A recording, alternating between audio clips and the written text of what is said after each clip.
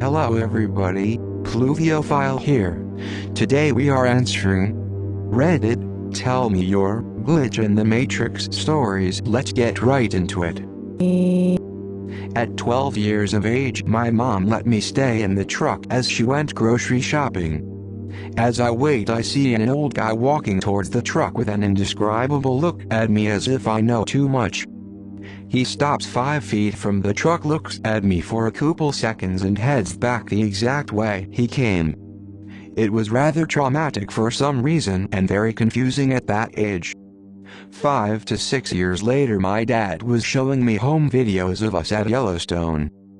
At Old Faithful, I noticed the same guy, same look, same clothes peering at us on camera and at me through the TV.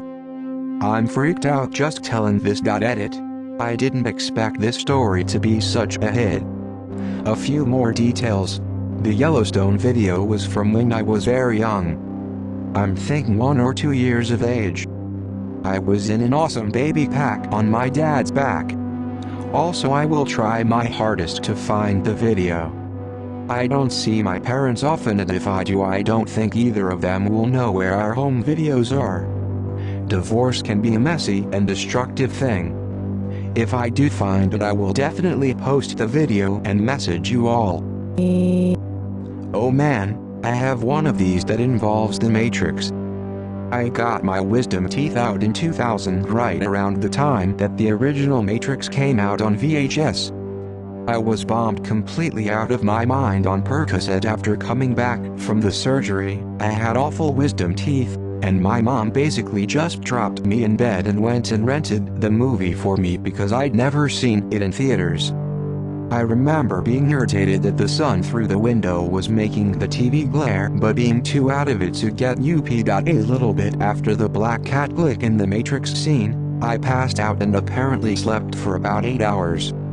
The tape in the VHS machine kept rewinding itself and playing over and over again. I woke up and the movie was at roughly the same spot as when I passed out, but it was completely dark outside. 0 time lapse for me. Completely lost my mind. Started freaking out and screaming because I thought I'd discovered the secret and somebody turned off the sun. I remember crying and trying to explain to my panicked family, who have never let me live it down. I think the strangest glitch I've found was back when I was in high school. I was talking to a friend on the phone, describing a dream I had about an ice skating rink, and then he starts to describe the rest of the dream to me from the opposite point of view. It was a while ago, so I don't remember everything, but we both described the scenery, what the people were doing, etc. It freaked me out when it happened. One time I spilled a bowl of SpaghettiOs, and as I was cleaning them, I noticed that one was on the ceiling. 9 feet up. I didn't even drop the bowl. I just tipped it over onto the counter by mistake. But sure enough, a single O was right there, stuck to the ceiling. My dad had this little toy monkey that he used to call his favorite child and tease me and my siblings with it. Not in a bad way, but it was really frustrating to us and we spent hours trying to steal it from him. Well, anyways, one day we finally got it and threw it into the garbage after drawing on it and mangling it for a bit. My dad laughed and searched for it a bit, but basically figured we had thrown it out and gave up after a week or so. Anyways, a few years later, when I was about 17, I'm walking down the street in Toronto. I don't live in TO, was just visiting friends and see this little orange object on the side of the road. When I walk over to it, I pick it up and see that it was the exact same fucking monkey. It even had the black Sharpie eye lines on it from when we drew all over it.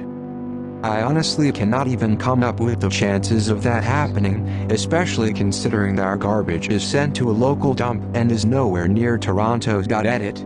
I actually took it with me and killed it with fire just so I knew it wouldn't come back again. I was walking through Best Buy one day a couple years ago and I walked past a rack of books. Sitting on the rack was the last book in the Dark Tower series from Stephen King. The front cover had the picture of Roland in front of the tower with the field of roses behind him. I held the damned book in my hand and looked it over. I remembered being puzzled about why it was in a Best Buy, but whatever. I read the first 6 and had been waiting for the last one, but my spending money was low that week. I set it down and decided to come back next week after I got paid to buy it. I went back next week and it wasn't there. It slipped my mind after that for a bit, but about a month later I went to B&M to get my copy. They told me it hadn't come out yet. The release date for the book was 6 months later. I pre-ordered it then. When the book actually came out, I went to pick it up.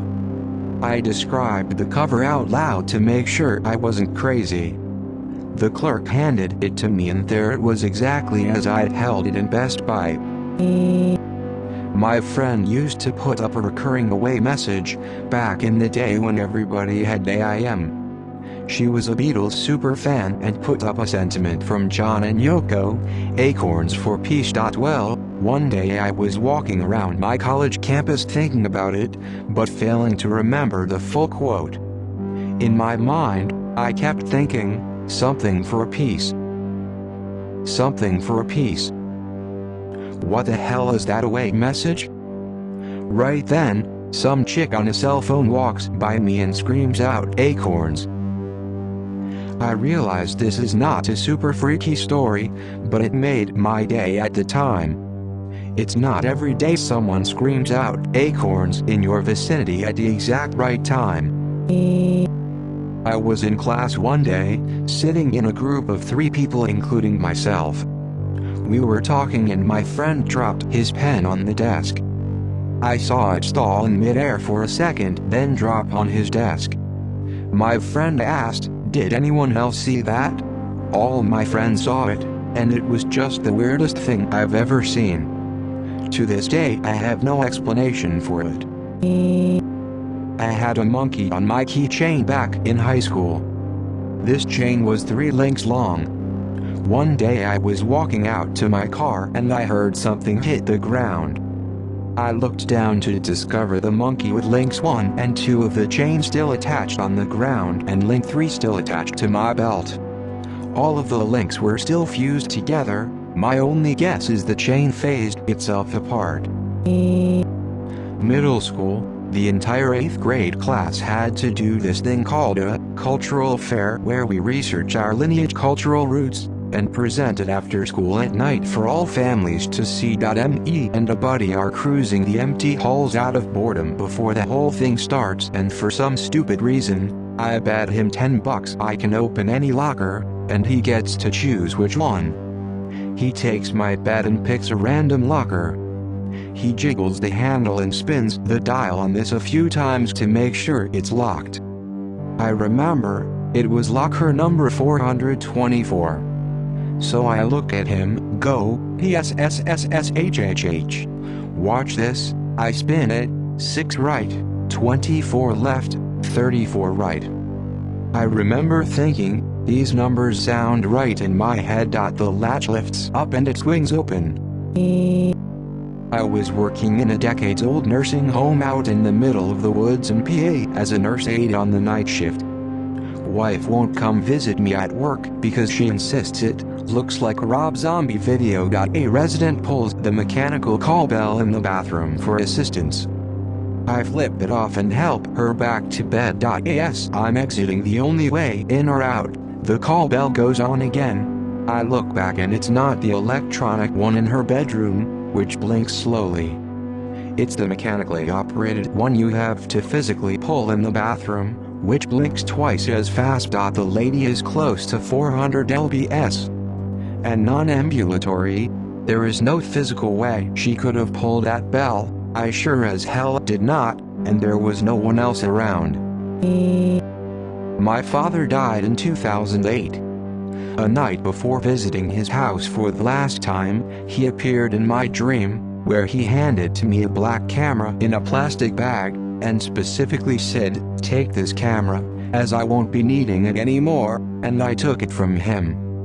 First thing in the morning, I visit his house, where most of the stuff is already moved by my uncle, and open one of his wardrobes, find a sealed cardboard box deep inside, rip it open with a knife and take out his retro black camera. Apparently my uncle missed that one, and took off all his other electronics but the camera. All I can say is that this experience was a proper communication, and it significantly eased my pain, knowing that something remains after a loved one passes. Driving to work one day, stop at a red light. Look to my left, next to me at the light, beige 2007 Chevy Suburban. Look across the intersection, 2007 beige Chevy Suburban.